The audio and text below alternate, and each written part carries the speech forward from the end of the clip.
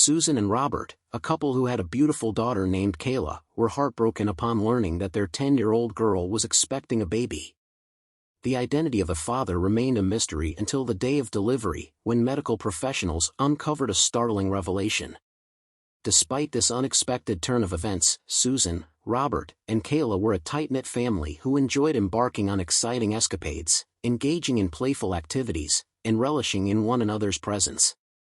Kayla was an outgoing and gregarious child who took pleasure in the company of others. She had a penchant for striking up conversations with just about anyone she encountered, a quality that her father often teased her about, remarking that she could talk the ears off a cornfield scarecrow. This playful banter had become a customary source of amusement for the family, and Kayla didn't seem to mind. When not with her loved ones or close companions, Kayla spent her time attending school and participating in extracurricular endeavors. Kayla was a gifted and multi-talented youngster who excelled in a broad range of subjects and relished participating in a wide array of extracurricular activities, ranging from the knitting club to football. Her diverse talents and impressive aptitude earned her admiration and esteem from her peers and teachers alike, with many prophesying a bright and prosperous future ahead for her.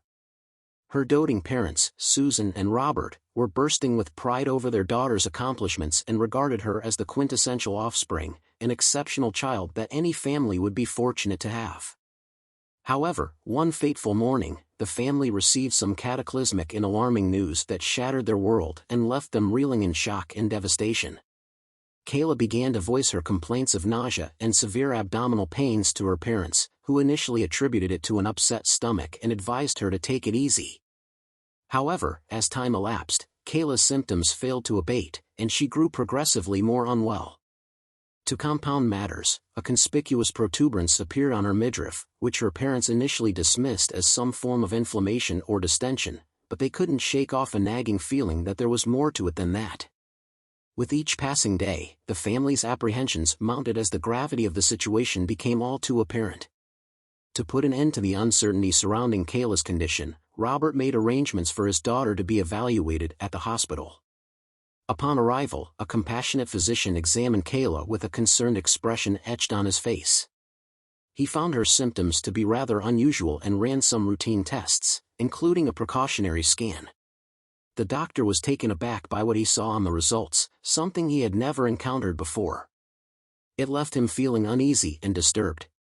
Kayla, at the tender age of 10, was confirmed to be pregnant, a revelation that left the family reeling with shock and disbelief. Kayla had already progressed several months into her first gestation, and Susan and Robert were devastated by the news. The notion of their cherubic and unblemished daughter carrying a child of her own was inconceivable to them. How was it possible for a girl so young to conceive? The couple's minds were reeling with queries and concerns, but their initial shock soon gave way to a rising tide of anger. They seethed with rage and indignation, wondering who could have inflicted such a horrific fate upon their precious little girl. It was clear that this pregnancy was the result of a ghastly and reprehensible act, and the thought of it filled the couple with fury and disgust. Determined to uncover the truth, Kayla's irate parents launched an investigation into the matter.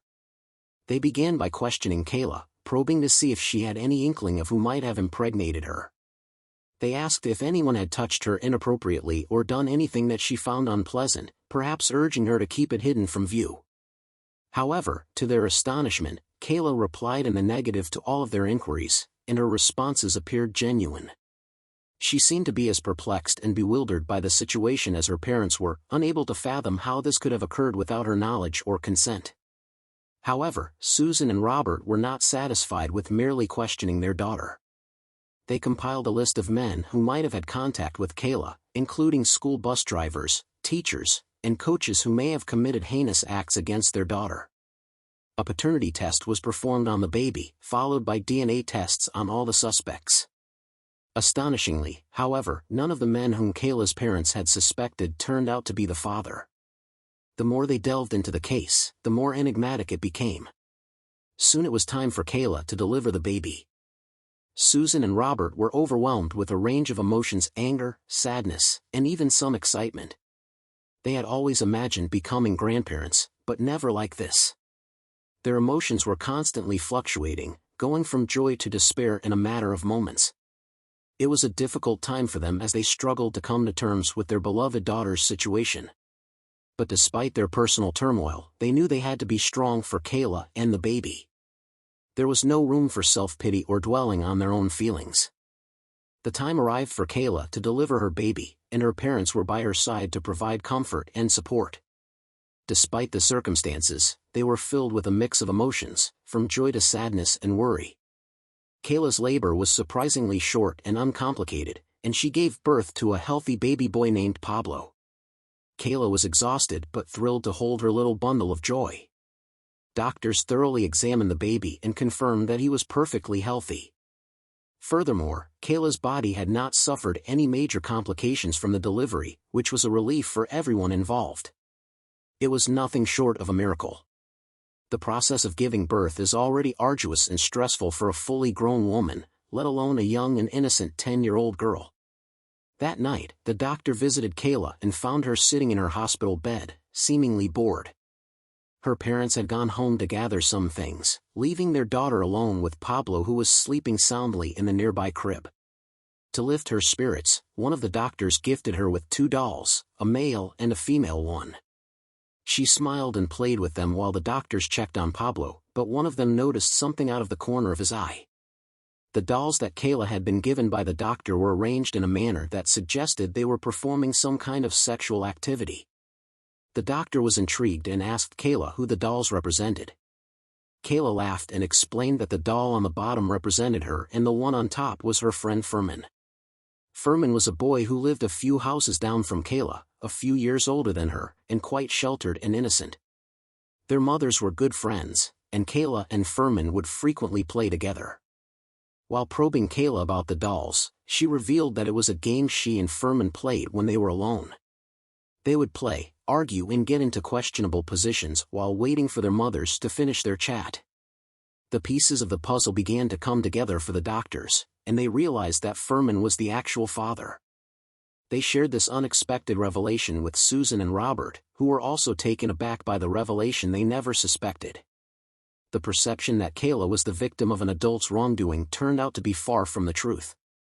Susan and Robert sought permission from Furman's parents to conduct a DNA test on their son, which they granted. Furman's parents were equally taken aback by the possibility that their son might be the biological father of Pablo, and they cooperated fully with the investigation. While waiting for the results, they asked about the circumstances surrounding Kayla's pregnancy, and it became evident that something was amiss. Herman was completely clueless about the situation. He was just as innocent as Kayla and didn't realize the serious consequences of their game. He had no idea that his actions had resulted in him becoming a father. Susan and Robert were stunned, but they couldn't blame Herman too much because it was clear that he was just as unaware as Kayla. The couple could only offer their support to the young parents and be there for Pablo as he grew up.